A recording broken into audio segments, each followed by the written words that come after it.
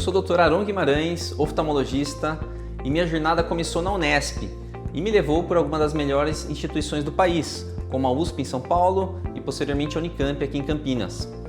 Sou especialista pelo Conselho Brasileiro de Oftalmologia, mestre e doutor pela Unicamp, e tive a oportunidade de me aperfeiçoar em retina, catarata e cirurgia refrativa, áreas que hoje transformam a vida dos meus pacientes. Também sou professor de oftalmologia e oriento residentes da especialidade, e para isso eu preciso estar sempre atualizado.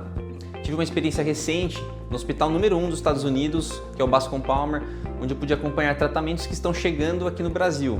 O que me move até hoje é simples: ajudar as pessoas a voltarem a enxergar o mundo com clareza e qualidade de vida. Porque enxergar bem não é só conforto, é qualidade de vida, segurança e futuro. Seja bem-vindo, sua visão está em boas mãos.